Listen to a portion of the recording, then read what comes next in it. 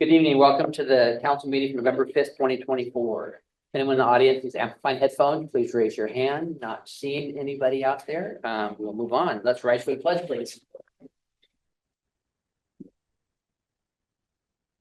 I pledge allegiance to the flag of the United States of America and to the republic for which it stands, one nation, under God, indivisible, with liberty and justice for all. Donna, can you do a roll call, please? Councilmember Blush. Councilmember Stearns. Councilmember Gilmore. Mayor Nesco. Here. Deputy Mayor Sherman. Here. Councilmember Sapp. Here. And Councilmember Gutierrez. Here.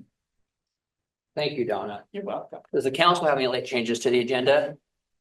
We are going to add the green light proclamation and a little bit later, and Deputy Mayor Sherman is going to read that for us. So we'll move on. Does the council have any board reports to share? All right. Are we ready for reading the consent agenda? Yes. Donna, will you please read the consent agenda? I will. I'm going to take a deep breath first. Warrants numbered 111735 through 111736 in the amount of $52,931.31. Vouchers numbered 111737 through 111771 and EFT payment numbers 729 through 743 in the total amount of $357,951.84. Vouchers numbered 111779 through 111824 and EFT payment numbers 744 through 759 in the total amount of $307,905.02. Vouchers numbered 111838 through 111860. EFT payment numbers 760 through 772 in the total amount of $68,694.67. And bank draft numbers DFT 0001725, DFT 0001737 through DFT 0001769 in the total amount of $750,947.15. Payroll warrants numbered 4004 and 13550 through 13648. Warrants 111825 through 111836 in the amount of $371,780.28. Minutes from the business meeting of September 3rd, 2024, and business meeting of September 17th, 2024. Thank you, Donna. You're welcome. Is there a motion to approve the consent agenda as read? Mr. Mayor, I move to approve the consent agenda as read.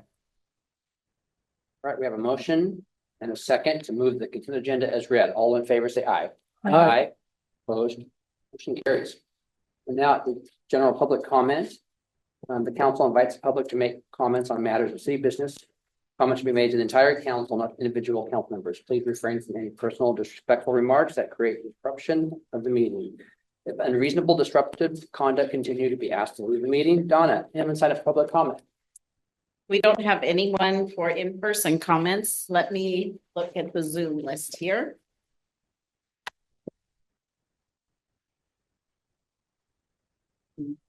I don't see anyone with their hand raised, Mr. Mayor. We're now at the presentation for the Green Light Proclamation. Deputy Mayor. City of Shelton Operation Green Light for Veterans, November 4 through 11. Whereas the residents of the city of Shelton have great respect, admiration, and the utmost gratitude for all of the men and women who have selflessly served our country and this community in the armed forces. And whereas the contributions and sacrifices of the men and women who have served in the armed forces have been vital in maintaining the freedoms and the way of life enjoyed by our citizens. And whereas the city of Shelton seeks to honor these individuals who have paid the high price for freedom by placing themselves in harm's way for the good of all. And whereas veterans continue to serve our community in the American Legion, Veterans of Foreign Wars, religious and civil service groups, and whereas approximately 200,000 service members transition to civilian communities annually, and whereas an estimated 20% increase of service members will transition to civilian life in the near future, and whereas studies indicate 44 to 72% of service members experience high levels of stress during transition from military to civilian life, and whereas active military service members transitioning from military service are at high risk for suicide during their first year after military service. And whereas the city of Shelton appreciates the sacrifices of our United States military personnel and believes specific recognition should be granted, therefore, it be resolved with designation as a green light for veterans. The city of Shelton hereby declares November 4 through 11 as a time to salute and honor the service and sacrifice of our men and women in uniform transitioning from active service. Therefore, be it further resolved that in observance of Operation Greenlight, the city of Shelton encourages its citizens in patriotic tradition to recognize the importance of honoring all those who have made immeasurable sacrifices to preserve freedom by displaying a green light in the window of their place of business or residence. Signed this 5th day of November, 2024 in Shelton, Washington by our mayor, Eric Neska. Thank you, Councilmember Sherman. As we have two veterans on our board, Councilmember Gilmore and Councilmember Sherman are veterans. Thank you for your service. Brad. Mr. Mayor, if you will recognize that we have our green lights placed out of the entrance. I Yes. think most people saw it tonight. Now that it's dark, when we're showing up here at 5:30 in the evening. Technically, the Operation Green Light wants us to recognize veterans by having those lights up through November 11th. We traditionally place those throughout the month of November, so you'll see those green lights up at the front of the building throughout the month of November. Okay, anybody have anything? I just wanted to recognize former Councilmember McDowell, who gave me, I think, gave the whole council green lights last year. So thank you very much. Even though she's not here. Our only business item is resolution to update the master fee schedule. Finance Director Mike Didden has details for us. Thank you, Mayor, Deputy Mayor, and council members. We're bringing you the master fee schedule as kind of that first document as we lead into the 2025 budget discussion. Much of the master fee schedule impacts the budget in various funds. So I'm here tonight to take you through it pretty much page by page. So I have it on screen for members of the audience and those online, and I know you had it in packet. So we've made a few changes. On page 1, we moved the table of contents around a bit to move those departments under or those sections under the departments where they correspond. So that was really the changes you see. We bring you this track change version so you can see what it was and what it is proposed to be in the new resolution. So I'll move on to page 2. Some of the changes here include some wording clarifications, and under Civic Center rental increases to better cover our costs for providing the rental space. You'll notice throughout in some places we had language that said fine, and since this is a fee schedule, we've changed that to fee. So those are the changes really that cover pages 2 and 3. It's mostly wording, and then, as I mentioned, some changes, some slight adjustments to fees to better recoup our costs. Okay, on page 4, the new fee for an original concealed pistol license, or CPL, will be $48 in 2025.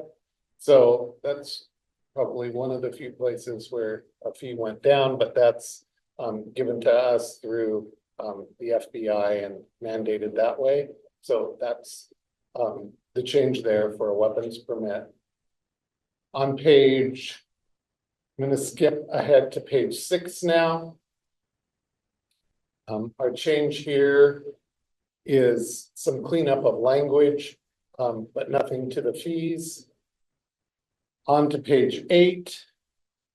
We had a number of pages here, or changes here on this page, new amounts for building permits. I think we're happy to answer questions if you want as we go or at the end, whatever you would like, Mr. Mayor. We have department directors and may warrant clarification for council. Some of this, I'm just the organizer of information, so I don't always know the background of it. The change under Windows, I think, is just to make it one amount. It was difficult in our system to sometimes get that permitting amount in their parties.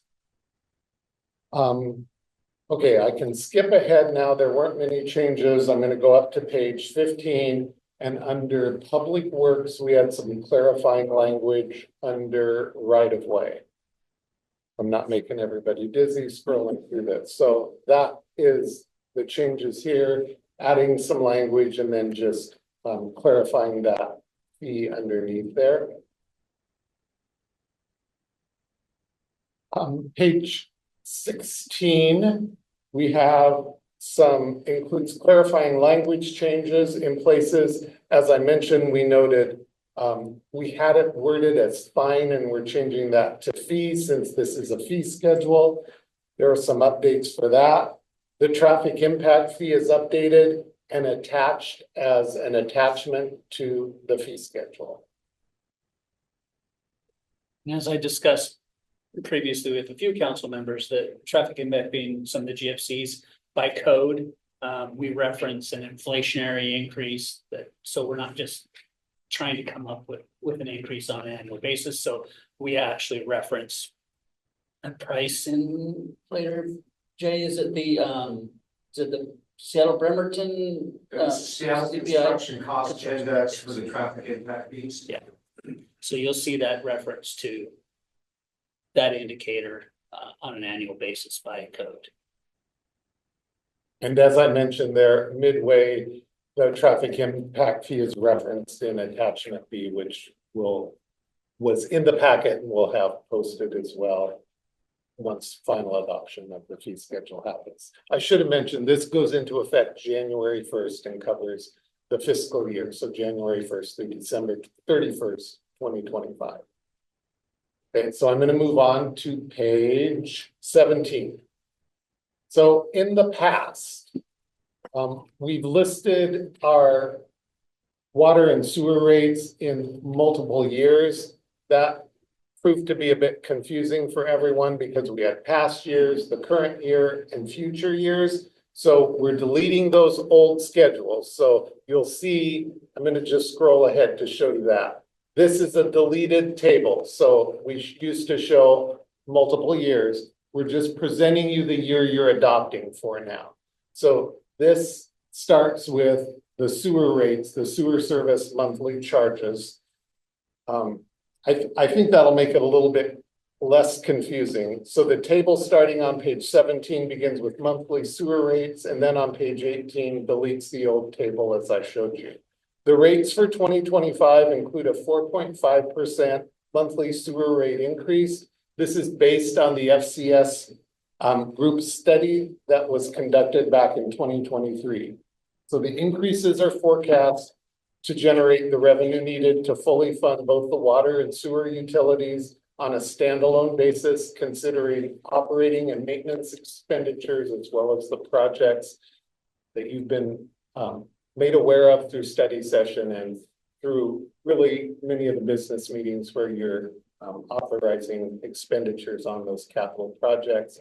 And a little bit later in the budget presentation for 2025, we'll reference more of those. So that's the proposal for the sewer amount. But that was all approved. We've already approved those rate increases, correct?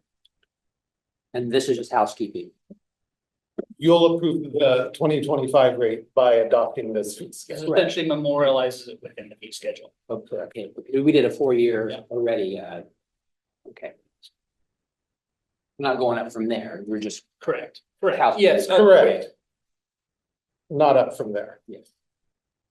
So I'm going to scroll ahead. If you have any questions, feel free to stop me.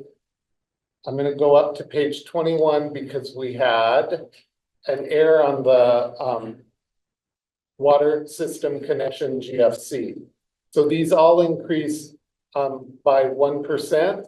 This one is a typo and we'll make sure it's changed. It's not 3,300. It's a 1% increase on $3,000. So that's $3,030, not 3,300. We'll correct that, as I said, for final, when you consider this as for final adoption on the 19th. So that it will be one change there. It's a decrease in what we have printed here. Just for fun, I'm gonna ask Jay about the different meter sizes. What's the purpose of from a 3/4 all the way to an 8-inch meter size? What is that? I mean, that's a bit, 8 inches, pretty big meter, right? Yeah, so Mayor Nisco, Jay Harrison, Public Works Director. The GFC's increased by meter size, because that's the impact that meter would have on the system. So in this case, it's water. So if you put in like a 2 or 3 inch meter, a bunch more fixtures are obviously serving the building with water. And so the capacity charge for this would be the wells, the reservoirs, the pipelines that are in place or that are needed in the future. So the GFC is a development charge, right? So the new building goes in, they have a large impact on the system.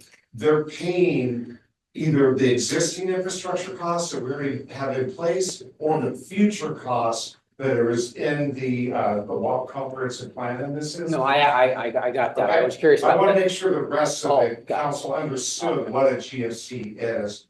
So it does go up proportionally with the greater use. Okay. So And 3-inch meters for single family home, 8-inch meters and large industrial use. large industrial. Primarily, you're talking something that uses a heck of a lot of water for cooling, some manufacturing process that uses a lot of water for cooling or to that extent. I don't know if we have any in the system right now, do we? The largest meter we have is 6 Yeah. inch. Yeah, and sounds right. I'm pretty sure that's SP. Yeah. Yeah. Right. I was really just curious about that. Sorry. Anybody else have any questions about the meter sizes? Okay. Thank you, Jay. You're welcome. And then towards the bottom of page 21 are the water rates, and this is the same presentation we're making. We're taking it to just 1 year's rates so that it's not as confusing in what we're presenting. The water service monthly charges under Schedule 1 are a 14% increase over 2024 rates. Again, this is the rate forecast through the professional study we had conducted back in 2023. And I can tell you, as we're going through our annual audit right now, they're very careful to make sure that we're keeping the funds isolated in here. And I can assure you that water rates go into the water fund, sewer rates into the sewer fund, storm rates into the storm fund, and fund those specific projects. I'm going to scroll down and show you where we're removing the table that shows the multiple years. Again, this is, I think, in particular with water rates, it was confusing to our users of this schedule. You know, it was easy to misread because you would assume the top rate is the most, or the top table is the most current. So I think will be clearer to both our staff and our users if we just have the one adopted rate in there per year.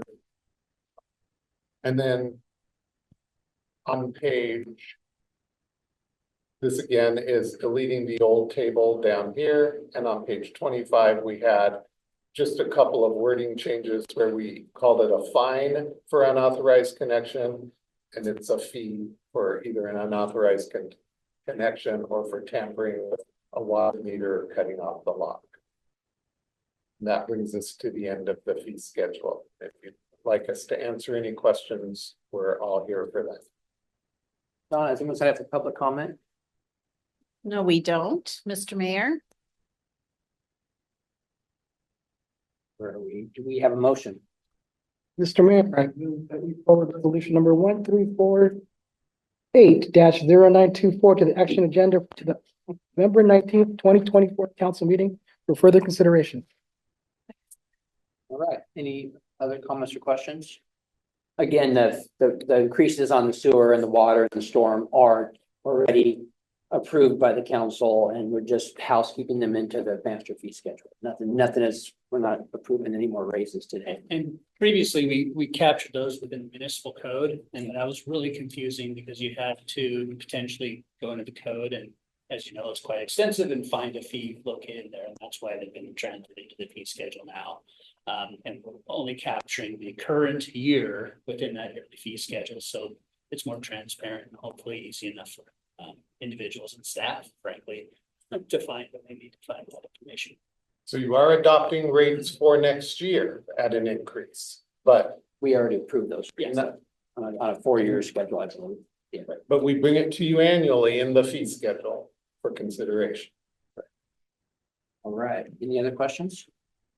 We have a motion and a second to move forward resolution number 1348-0924 to the act agenda, November 19th, 2024. For further consideration, all in favor, say aye. Aye. Opposed? Motion carries. Right. We're recessing from a regular meeting and in a public hearing. Our first item is an ordinance related to the 2025 budget. Finance Director Mike Givens has information for us. All right, we'll just continue right on into more talk of money.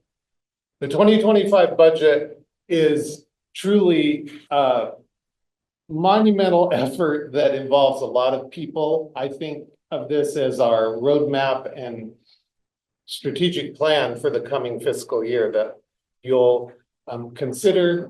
We present it here to you and our public to operate the city of Shelton in 2025. It's a great deal of work on everyone's part, and I think you'll see as we go through this. And I plan to spend a good amount of time on this. I know spent time in study session, but it's important that you understand it and have an opportunity to ask us questions. And certainly we have everyone here, as Mark mentioned, in the form of department directors who can answer your questions. So we lead into the budget with a message from City Manager Mark Ziegler. It's there for everyone to see. And then we get into the exhibits, which lay out the budget amounts. I do want to apologize. In your briefing there, it indicated a slightly less amount on the total budget.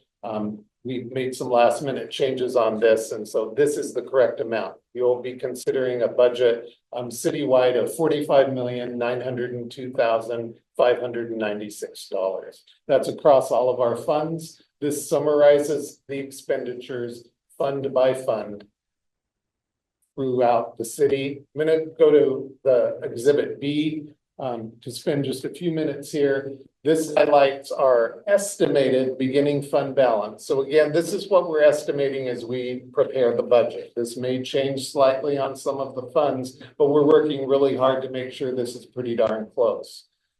We then have the column with proposed revenue, proposed expenditures, and then a proposed ending fund balance, the dollar change and the percent change. So just to draw your attention to this, what we're proposing to you in budget is beginning with a fund balance total across all city funds of 23.5 million roughly. We're drawing that down just over 5 million to 18 million at the end of 2025. Some of this is due to the projects we have in our capital funds, which, as a reminder, we very fastidiously put money aside in those capital funds to save, if you will, for projects that are going to happen. But I do want to draw your attention to the general fund. That's the top line on this table. So we're estimating we'll begin the year at just over 6.1 million. We have an estimated revenue of 15.7 million and expenses of 16.8 million. So as we talked with you in August at our study session, and you gave us direction to prepare a budget that utilizes some of that ending fund balance to the amount of just over $1,068,000. So I'm bringing that up now. The city manager and I have talked. We're going to be coming back to you pretty early on in 2025 to start planning for 2026, because we're using that ending fund balance for some ongoing expenses. And as I mentioned in August, and I think some of you shared this, we're in I don't want to say difficult position, but a position of making a decision here that we have some ending fund balance. It doesn't make a lot of sense to tell our community we're going to make cuts when we have that ending fund balance. We're going to have to make some important decisions going forward about how we balance that budget. So we'll be looking really, I think, at that first quarter. Where do our revenues and expenditures, what do they look like? I'm pretty conservative on the estimate of revenue, but there's not much to change there. And we'll look at that in a little bit more detail. Did you want to say anything, Mark, about kind of our planning? Yeah, for this, or I as we think go that through? as Mike indicated, this is a dynamic process. We have to follow it, maintain and manage as best we can.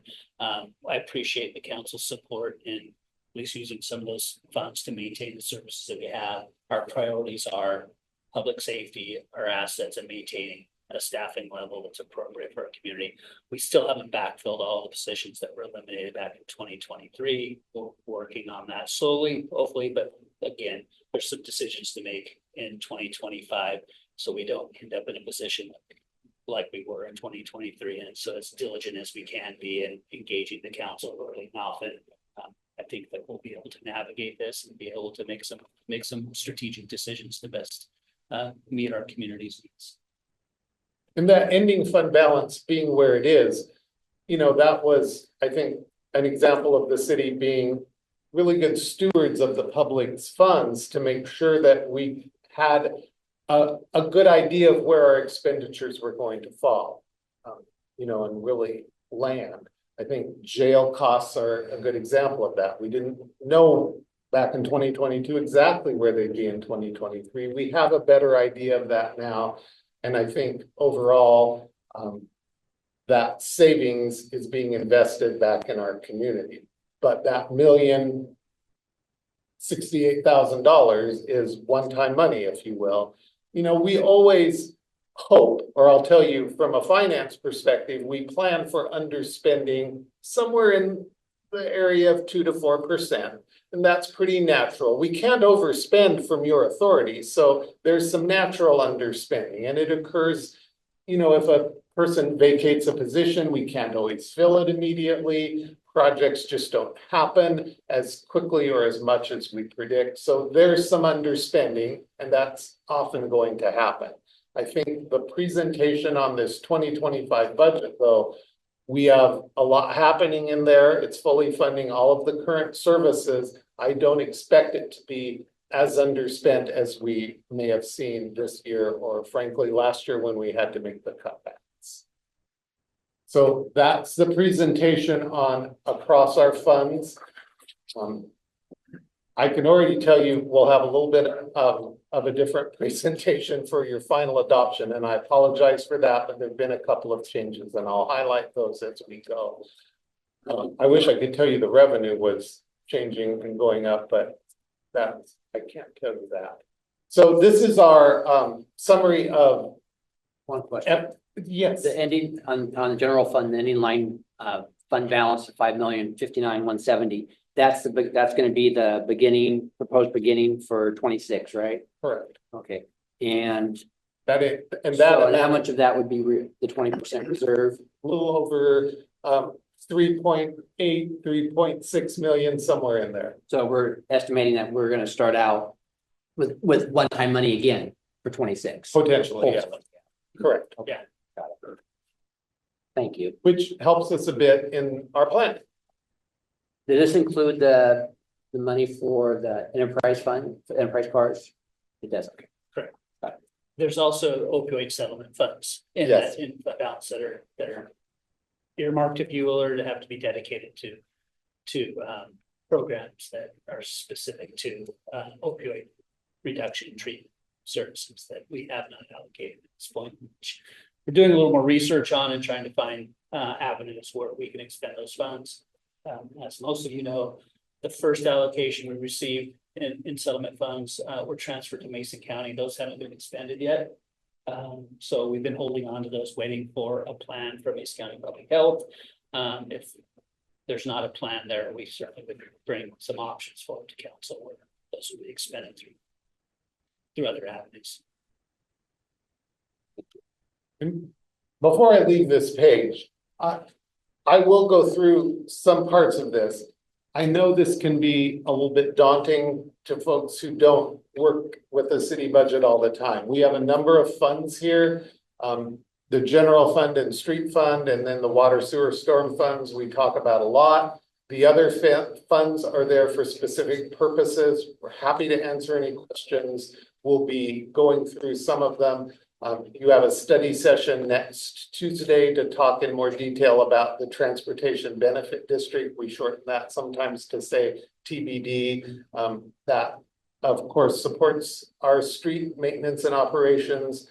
The sales tax that is collected for that goes straight into the street fund. Yeah. And that's where that money really, we couldn't operate streets without it. So we'll fund for your study session next Tuesday. FTE, you'll notice here, we're tracking the FTE across all departments. I know you have an interest in making sure where staffing levels are. I can talk to you a little bit about some of this. You'll notice we increased just about 1.0 FTE in the general fund. That's an additional custodial position that was reduced back in 2023. So that's the addition there. We did some reorganizing in finance. I was able to this year add back that full-time customer service rep. We reduced the accounting assistant, so that netted in a 0.50 savings. We'd added back the potential for a half-time customer service rep. It was a real strain on the other staff up there, so we just made that a full-time position. So that's the 0.5 savings in finance. It wasn't the elimination of any employees. It was a position that was vacant. And then in the other city funds, you'll notice they're holding about steady as well. So our grand total for the city is that 1.0 FTE will be at 100.53 FTEs.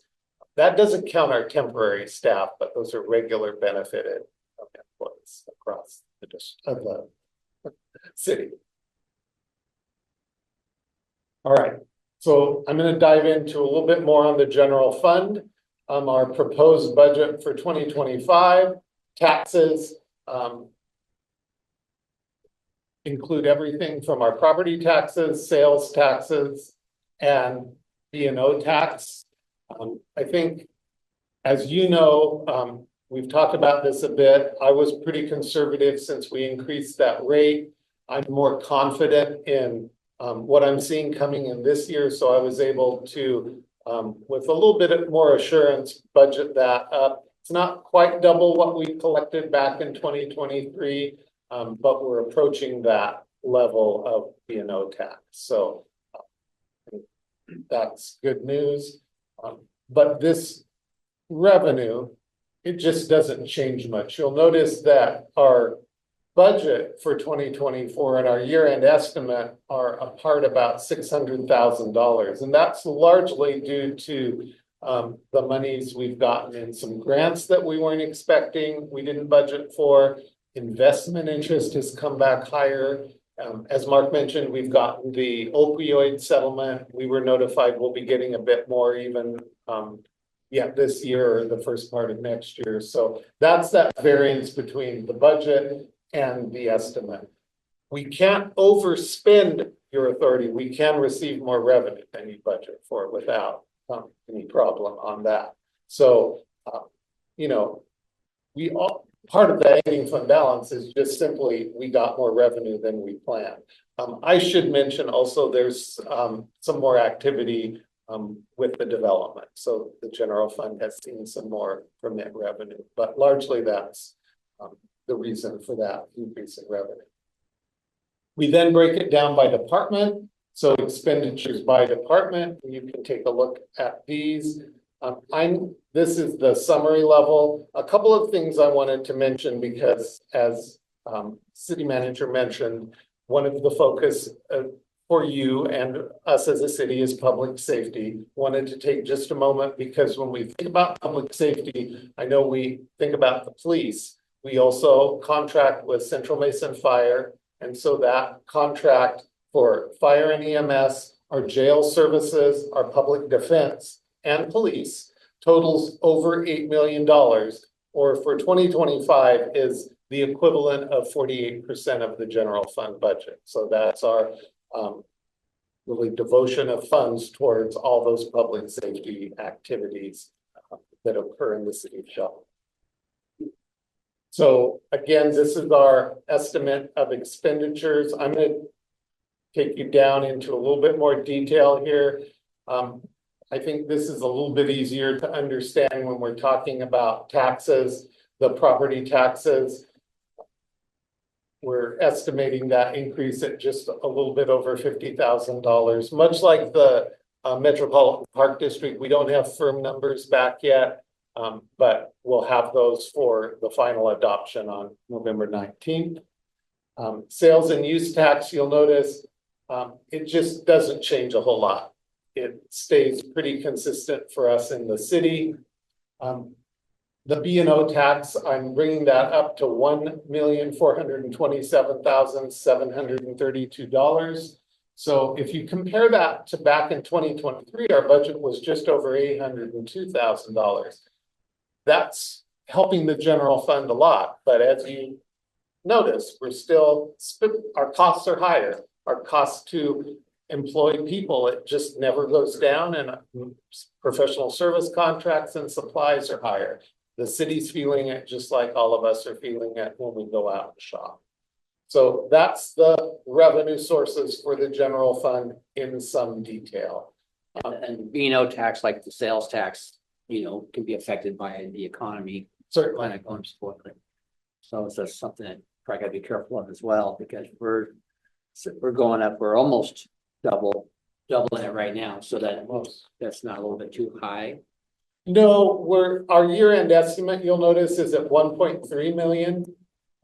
We have a number of businesses who will pay annually, and we'll get that revenue in January. And so if anything, I'm probably still a little bit on the conservative side. But again, I'd rather be there and have us over-realize it than expect more, and then we're in a cutting position. So I think I'm probably about at the sweet spot. We might be able to bump that up a little bit for 2026, but we'll just have to see what we get kind of in that first quarter will tell us pretty well. So January of this year, January of 2024, those annual filers were paying based on that former B&O tax rate. So this January of 2025, they'll be paying on that increased rate. Yeah, I was worried it was a little bit high, not low. I don't think it is.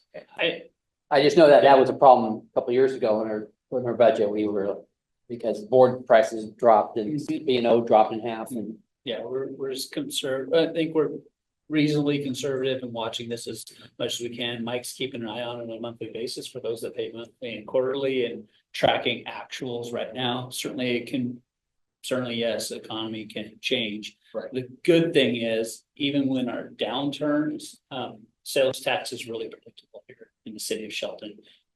We have basic services. There's not a lot of large discretionary expenditures, cars, boats, things like that. So you don't see those big peaks and valleys that you might see in other cities. Now, that's good in down times necessarily, because you might have realized that before. But in good times, when people have those discretionary funds, we're not realizing that sales tax at the same time. So you can look at it both ways. There's predictability, but also when those discretionary funds are available for the general public, they're not spending those in the city of Shelton. So the B&O tax rate doubled effective January 1st, 2024. I didn't double the revenue, and I'm still not there yet. So I think this conservative estimate is probably about where we'll land. I think I've shared it in monthly financial reports. We had some lag in some of our larger businesses catching up with that higher rate. So we started out slower, we've caught up now. And that's why our year-end estimate is pretty much right at the budget. We're estimating 1,327,000, budgets at 1,341,000. And we may actually hit that more close. It's where we're estimating it as we prepare the budget. So that's I guess the last thing I would just point out, our dollar change in revenue, 25 over 24 is just $322,000. So we don't see a lot of fluctuation in that. So one of the other things, you know, if development happens more, that also gives us more information as we're preparing future years' budget. There, you know, sometimes it's one-time money, sometimes it may be some ongoing increases, but we want to measure that very carefully and conservatively to make sure, again, we're not overstating our revenues, expecting more than we're going to get. If we get more, we can make those decisions down the road as we present future budgets. Do you see a little bit between the other revenue and miscellaneous revenue? Certainly, I know those are a little bit confusing. Miscellaneous revenue contains things like investment interest, things that don't categorize as easily. They're typically not paid as taxes. They're those other kinds of things we get. Other Don's here, do you know off the top of your head what that 52,000 and other is? Don's our budget and grants coordinator. Most of it, I think, is full tab or gambling taxes. Okay, under other, Other, yeah. okay, No, it says other tabs. thank you. And we can, I'm happy to send Mark and he can show you kind of the breakdown in those. It's interesting. I know I'm financy, but we'll send it to you so you can see, because it does, I think, tell a lot about also what the state sends us in some of those lines. Anyway, we get like a little bit of marijuana tax and we get a little Correct. bit of gas tax, right? Liquor support quite a bit. That's in those miscellaneous categories probably. So the rest of the budget breaks down, and I'm not necessarily going to stop on each page. We're happy to talk about anything you have. We lead off with one of our more important departments, that of city clerk. You'll see oftentimes, so just to kind of give you the highlight here, we're giving you a department summary, some budget highlights, maybe where there's a change. Oftentimes it's due to wage and benefit increases that are pretty customary. Either they're through a collective bargaining agreement or what we're recommending for non-represented staff. So we summarize that increase. We then cover the different categories in that division. So for the city clerk, it's some of the employee and associated costs, as well as election costs and then reporting costs. So that's kind of what we're covering with the division, and then by category: wages, benefits, supplies, equipment, and then service charges. Often in service, in most departments, that'll be some professional service contracts. We'll look at that in a department that maybe has a little bit more.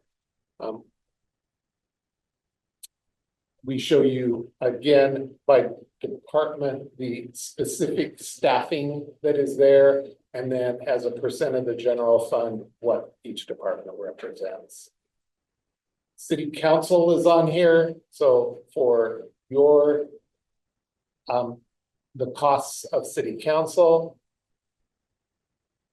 the city manager, I'll pause here just to highlight, because I think sometimes it might be a little bit deceiving or confusing what we budget by each category. So under the city manager, it's not just the city manager and associated staff salaries. It's for the jail contract. That's the detention and corrections line. Legal. So that covers not only our city attorney that we contract with, but our prosecutor and defense contracts in there. And then back in some reorganizations and cost cutting, human resources and risk management was moved under the city manager effective 2024. So all of those things compose the city manager's budget. And then again, the staffing for that department. So community and economic development, I was given, I think I wrote this down right, but the city manager's here to help me cover this. So we did not include something in budget. We'll be bringing this back for the final, for your final consideration. So there will be an increase. We budgeted on the revenue side, 62,500 on a Department of Commerce grant in 2024 that assists with the comprehensive plan. We have that budgeted in 2025, but there are some associated expenses that were not included here. So this reduction on the line for community development shows a reduction of 12.1%.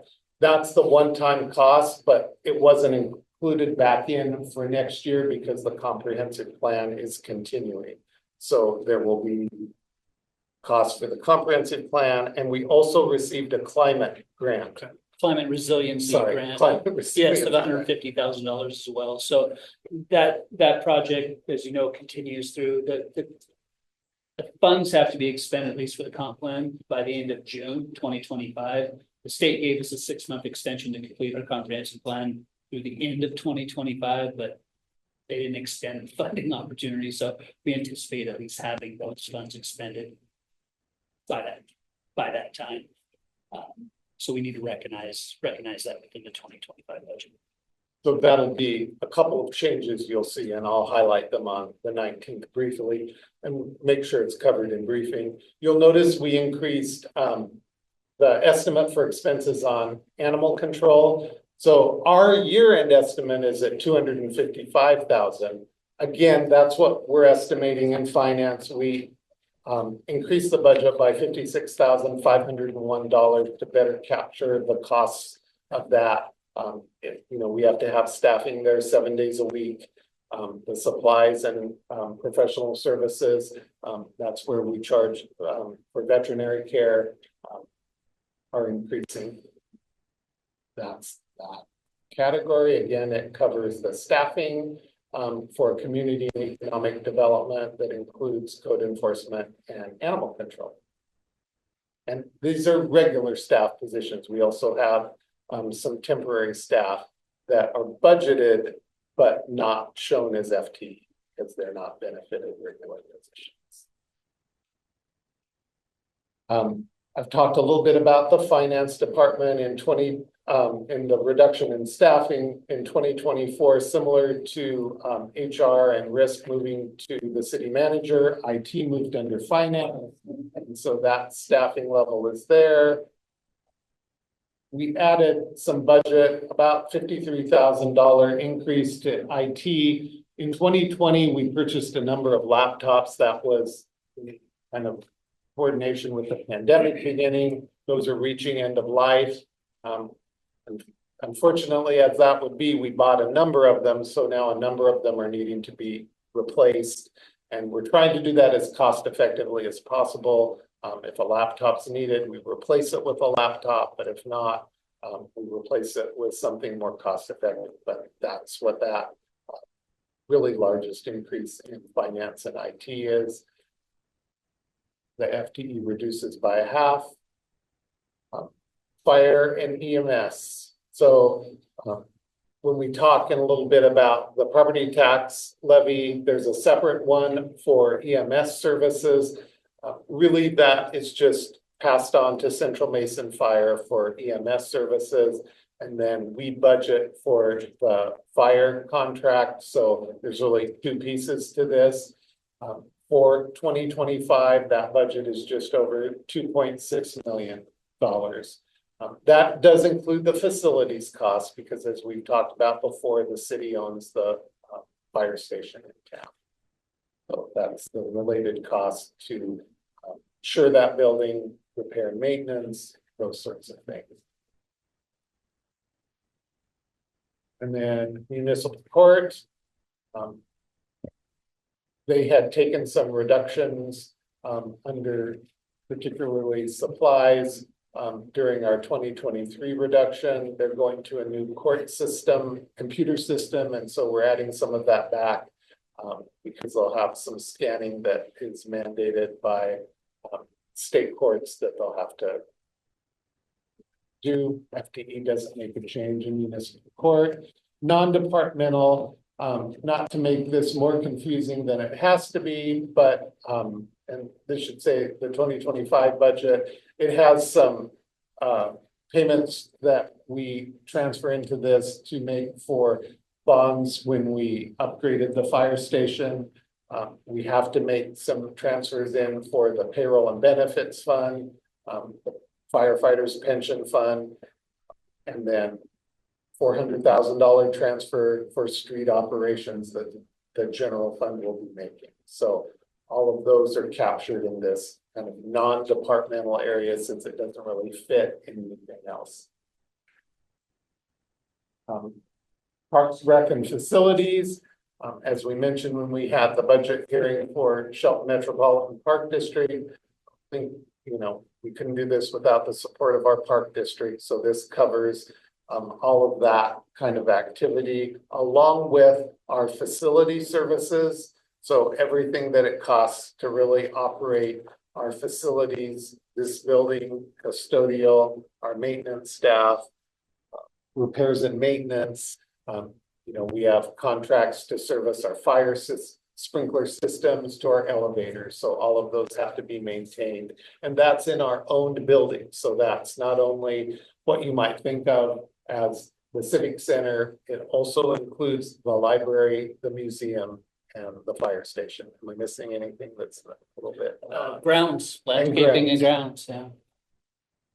So that includes some increases there that aren't just personnel related, but also in some cases, some slight increases for supplies that we're having in both parks and facilities.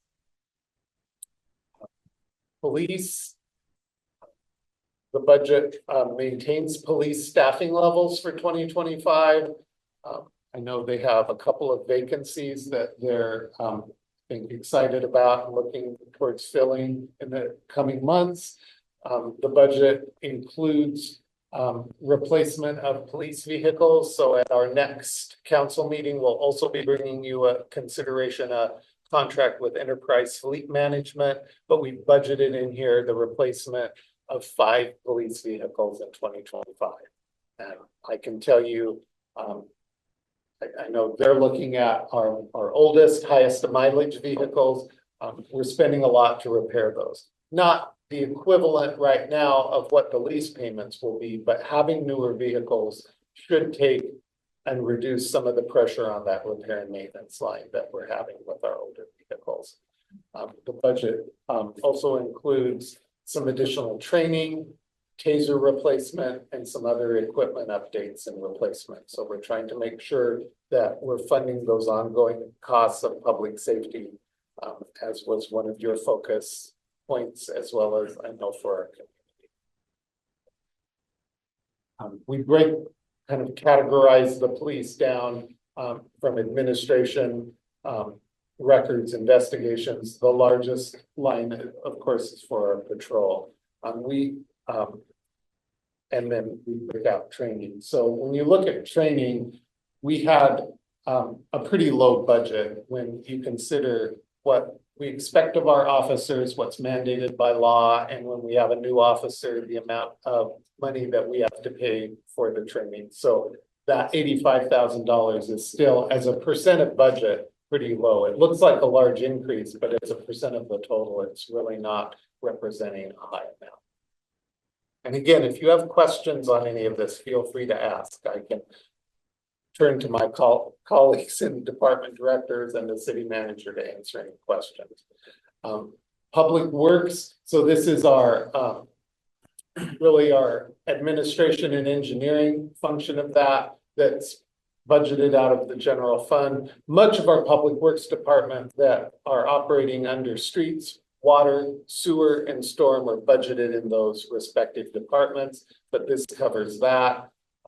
I should also mention in the general fund, we have a couple of other vehicle replacements budgeted through the enterprise model. So we're starting that once we bring you that contract, we put it in budget. We won't make any of those, initiate any of those orders or purchases until you consider the contract, and we can go into that in a little bit more depth. So I'm going to move into the street fund. I think this is where you'll notice we budget that TBD money.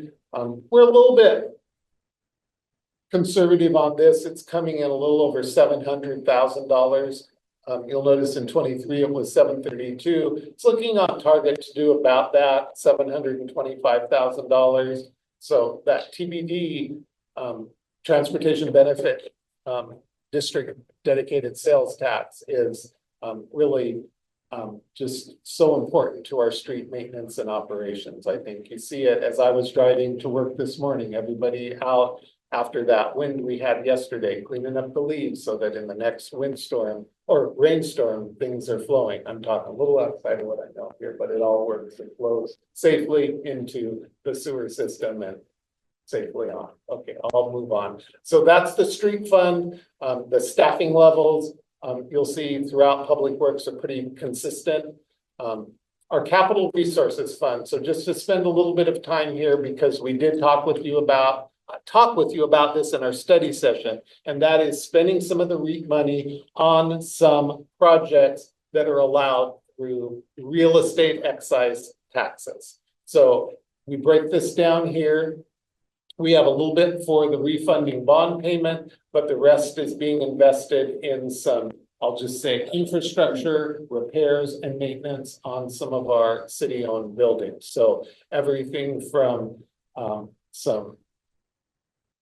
and again, all of this may not be spent, but we wanted to budget what we believe to be needed. I think the estimate for that oil changes on the elevators came in a little under, so that's great news. But we have some HVAC and ductless unit replacements that need to happen.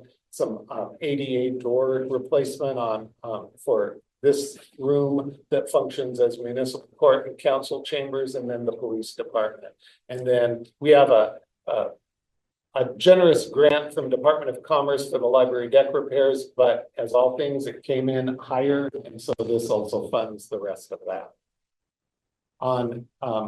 So that's our REIT one. Let me jump in, Mike. Sure. Most of these projects are extend the life of our assets, right? These are intended to maintain these facilities, maintain a clean and healthy workspace and space for our general public. Some of them are mandated for safety, like the elevator repairs that are proactive repairs that need to be done to make sure that we meet life safety issues as well. You'll see that there really isn't niceties, if you will.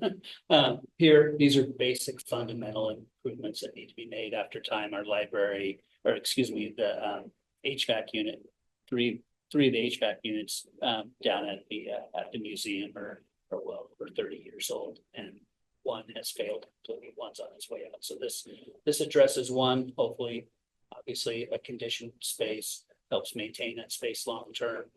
You don't have moisture infiltration, things like that. So we really want to focus on these funds on those types of projects. And then I'll scroll down to just show you then what some of our REIT 2, again, it's investing in our assets, our infrastructure, the Civic Center alarm panel is well past life, and then some duct cleaning. And then we have a grant for the secure parking area. But the bids came in higher, so we're adding some money to that. I think we covered that in the study session. And so some of that money is going there. That's REIT 2. Our transportation benefit district, you'll hear more of this at your study session, but this is what we're budgeting for 2025. So I'll let you read that. If you have any questions, we have our public works director here and certainly answer more of that. I think many of these things you've had presented through either your acceptance of contracts that are going to happen or grants and the like. Our nothing coming out of our traffic impact fees for 2025. Our capital resources, general resources, we have $23,000. So we've been budgeting this for, I think each year I'm here, but I think next year's the year it actually gets spent, and we'll get that deck repaired. They're close to getting the insurance from the contractor. It's just really probably gonna be some weather dependent time in the next 2 or 3 months when that happens, but we'll get it likely paid out early 2025. Tourism fund, I think you're going to consider that for final approval tonight. We've gone in and made these budget items for the tourism fund. So this is a dedicated fund where the revenue from lodging, hotel, lodging and hotel tax come into, and prepared an estimate for the Lodging Tax Advisory Committee that makes sure they'll not overspend, but utilize some ending balance as well as the revenue that we're anticipating in 2025. I'm going to go on down. The bond fund is simply there to pay what we've talked about. The capital improvement fund, we have some projects budgeted. Some of these I think you've talked about, or we're showing where the expense is going to come out of. The secure parking lot, as well as some of the systemic pedestrian safety improvements. I think it's important to look here at some of that matching. You know, we really couldn't do this if it wasn't for our grants and other matching resources. So when you look at that Olympic Highway North, C Street to Wallace Neyland, that's a major reconstruction of that roadway. That $3.6 million is instrumental in making that happen. So our staff does such a good job of getting the grants to make these things realized for our community. We're adding under the capital improvement fund for parks, the Crosstown Trail grants. I know you've heard about those. So we didn't have those actualized in the 2024 budget. You'll hear a little bit about part of it in the supplemental we do, but this is fully bringing those grant funds in for not only the park district, but our Crosstown Trail grants that are through Department of Commerce and Washington State Department of Transportation.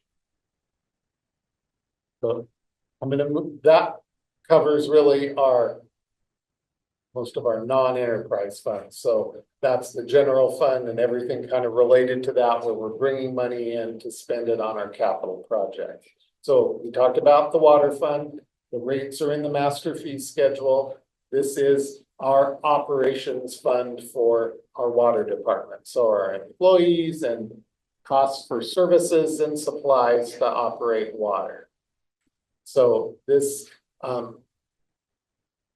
has the staffing level and then our proposed expenditures for the operation and maintenance.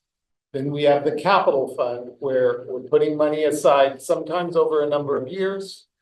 We're transferring some in 2025 to handle these projects. These are the ones that we're anticipating to work on in 2025. So everything from what you talked about in your other meetings with the automated meter infrastructure to the well one activity that's happening next year. We haven't set up reserves in the enterprise funds, have we? Like the general fund? We have in the operating funds. Yeah.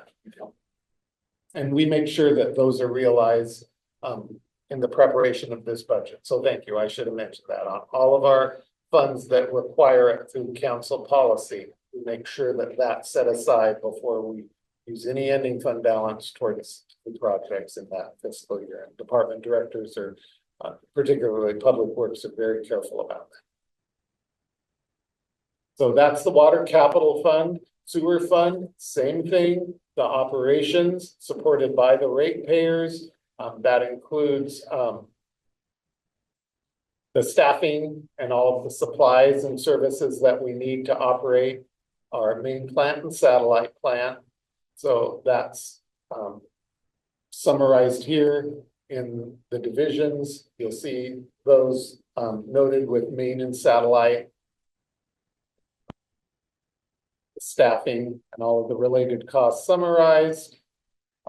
You know, our staffing levels stay pretty consistent. We don't add much staff. Most of this is just to operate and invest in our capital infrastructure. So for the sewer capital funds, you have the highlights here.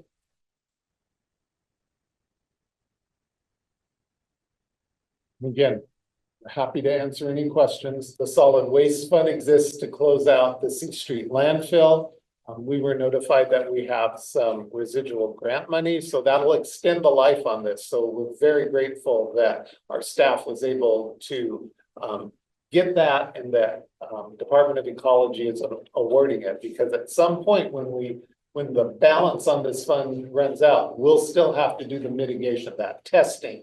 That'll probably have to come from the general fund. So we're estimating, I think, around 40 to 50,000 a year right now for that annual compliance to make sure that nothing's leaching out what the work we did there. And we just cover it for 1 year so far?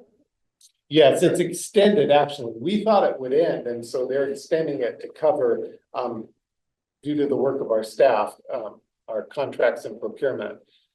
Specialist Brooke Kiltz was able to really work with that. So that, again, it extends our runway on the amount we'll have to backfill. Storm fund, we call it storm drainage fund. It's here for the operations, so staffing, it's a smaller budget. And then I'll go down to the capital fund. I should say also in a couple of those funds, I think water and sewer, we're budgeting for some vehicle replacements through enterprise fleet also. So those are included in those operating budgets. Not, don't want to skip over that, even though you'll consider the contract next meeting. We won't, again, I want to say, we won't make any purchases until you approve that. The rest of the budget then are the funds that exist really. The payroll benefits fund is where we hold our reserve for unemployment and things such as that. So we transfer into that and through deductions in payroll to make sure we have money sufficient. Auditors check us on this to make sure we're holding what's needed. We don't want it to be unnecessarily high, but certainly to pay our claims in either unemployment, L&I, and that sort of thing. Our equipment maintenance and rental fund. This is the fund that departments pay into, and this will be used to replace the equipment that we can't lease through enterprise fleet management. So our larger kinds of equipment. So we'll put aside money for what you're seeing. We're going to buy next year a backhoe loader, a crack sealing machine, and a hook lift truck with accessories. Again, if you have questions about that, I'll defer it to our public works department. But those are the kinds of things that enterprise fleet couldn't pay for that we save for. So we're still making sure that we can replace that larger equipment that we have in our city fleet. Road graders, those sorts of things. I'll stop that. The rest of it then, I think I've taken you through pretty much the whole budget. I'll stop there. The library endowment fund exists. We're using it down to what is agreed to, the $100,000. The amount over that is being used towards the library debt project to help with that. So that's my presentation on the general fund. On the 2025 budget, which includes the general fund. Say you have more? Sorry. No, I'm done with that part. He's got more? I don't, I'm done. All right, Donna, anyone have public testimony on this? No, we don't, Mr. Mayor. Forgot where I was, it's been so long. Sorry. All right, Where's that? maybe we have a reading of ordinance number 2023-0924. Ordinance number 2023-0924. An ordinance of the city of Shelton, Washington, adopting the budget for the calendar year 2025. Thank you, Donna. Do we have a motion? Mr. Mayor, I move that we forward ordinance number 2023-0924 to the November 19th action agenda for further consideration. Right, comments or questions? Just wanted to say thank you to Mike and all the hard work and the team and the city manager for keeping everything compartmentalized and straight and easy to read and understand. and for all the hard work breaking it down for us, just to show how transparent we are and what the real costs of living in a city are. So, thanks a lot. Again, thank you, Mike, and all your staff, all the department directors for all their hard work in this. Mark, our city manager, I mean, it's a lot for us to hear this, let alone work on it for what, 7 or 8 months? Solid and, 12, I'm sorry, 12. 12. Yeah, we talked about. You start talking to us about it around It 7 or never, 8 months. budget never ends. We manage it. You see the monthly budget reports, right? It looks very similar to this document. It's consistent, so you can, I think the public and council staff can digest the information a little easier. If it's consistent on, on a regular basis. Absolutely appreciate it, all the hard work that everybody puts into it. Anything else? All right, we have a motion and a second to forward ordinance number 2023-0924 to November 19th action agenda for further consideration. All in favor, say aye. Aye. Opposed? Motion carries. Public hearing is closed. We'll open another public hearing. Mike. All right, this is for the property tax or the legal term ad valorem property tax levy for 2025. Again, we're using estimates from the county assessor. We'll get a little bit more firm numbers. They told me by the 15th. So they leave those tax rolls open as long as they can before they close them to really get an accurate amount of assessed value. So this first one is for the general fund.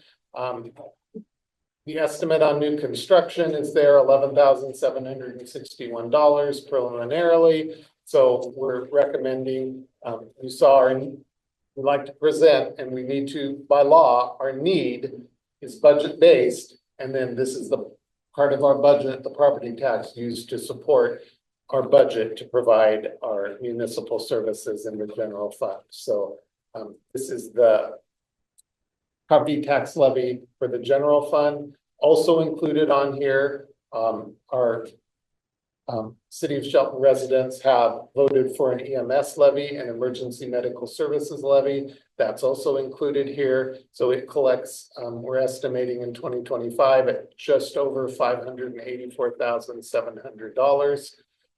And that again, really we collect it, and then that's an amount we pay to Central Mason Fire for EMS services. So those are the two property tax levies that we're bringing for your consideration. Okay, so there's one side of public testimony, Donna. No, we don't, Mr. May we Mayor. read the ordinance number 2024-0924. Ordinance number 2024-0924. An ordinance of the city of Shelton, Washington, setting the amount of the annual ad valorem taxes in the city of Shelton for calendar year 2025. Thank you, Donna. Comments or questions? All right, do we have a motion? Mr. Mayor, I move that we forward ordinance number 2024-0924 to the November 19th council meeting for the next scheduled public hearing for further consideration and to allow the public another opportunity to be heard on this ordinance under consideration. I should say, do we have any more comments or questions? Mr. Mayor, was there a second? Yes. Thank you. We have a motion and a second to forward ordinance number 2024-0924, November 19th, council meeting for the next scheduled public hearing for further consideration to allow the public another opportunity to be heard on the ordinance under consideration. All in favor, say aye. Aye.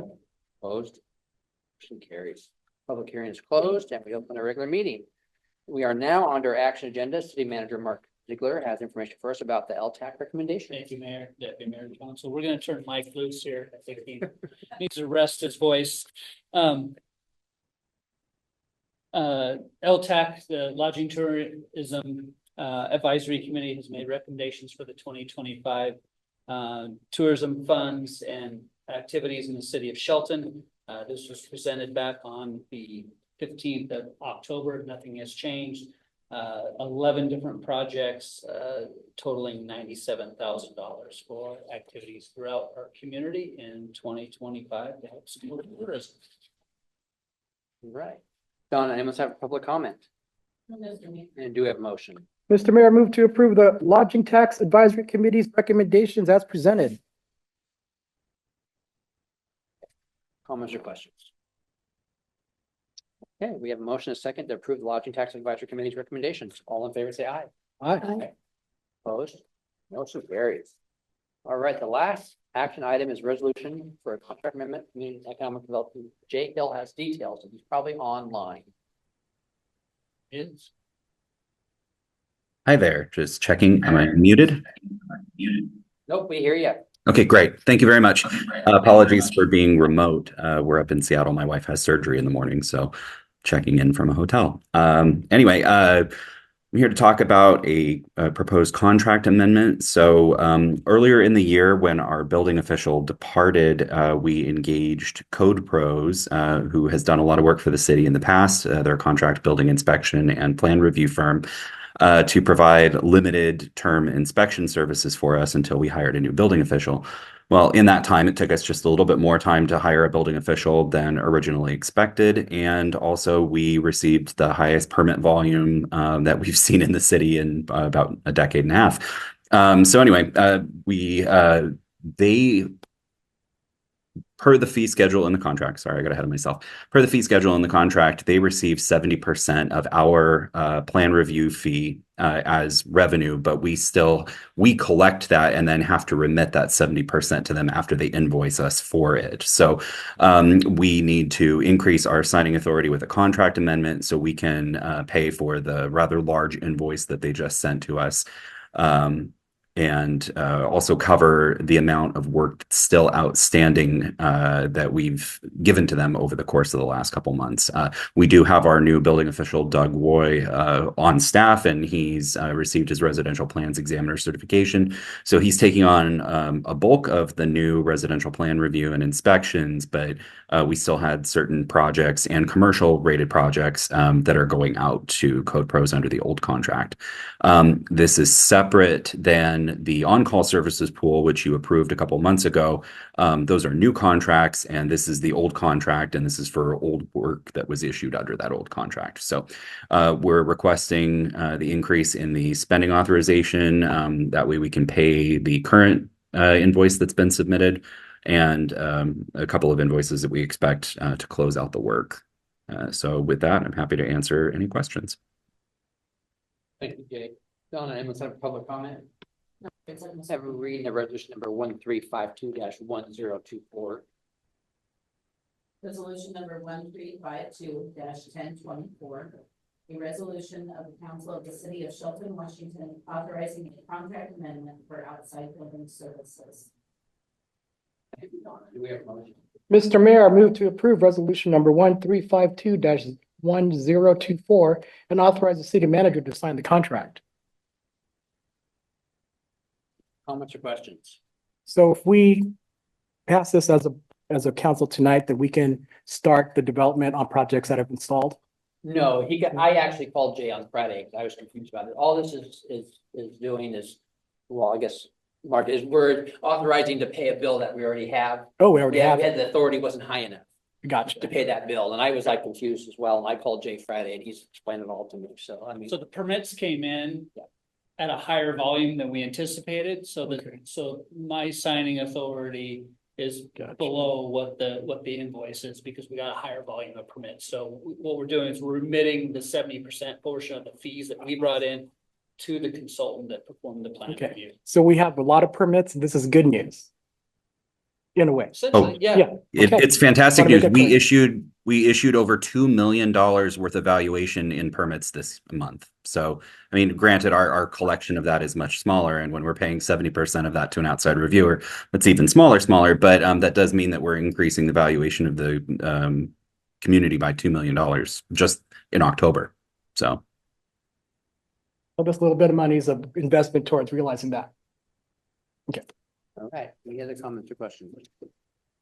Right, we have a motion, a second to approve resolution number 1352-1024 and authorize city manager to sign the contract. All in favor, say aye. Aye.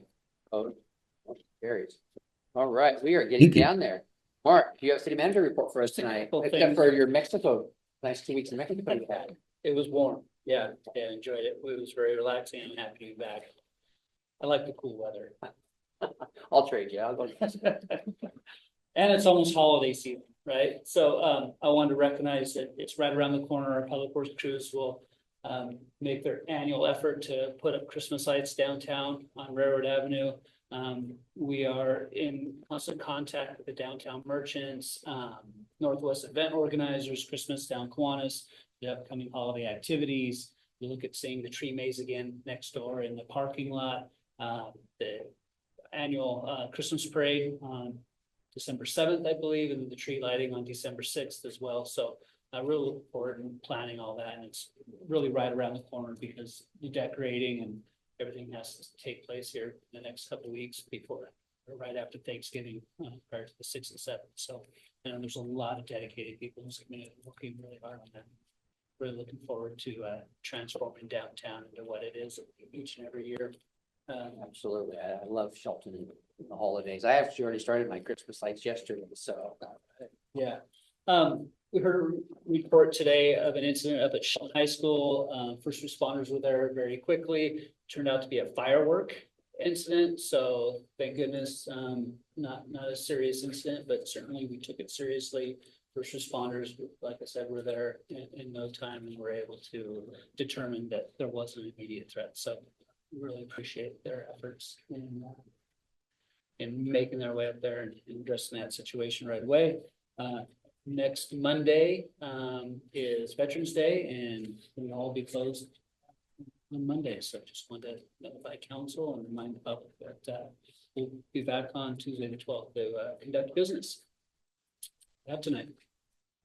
Any comments or questions for the city manager? All right. Does council have any new items for discussion? The boring group,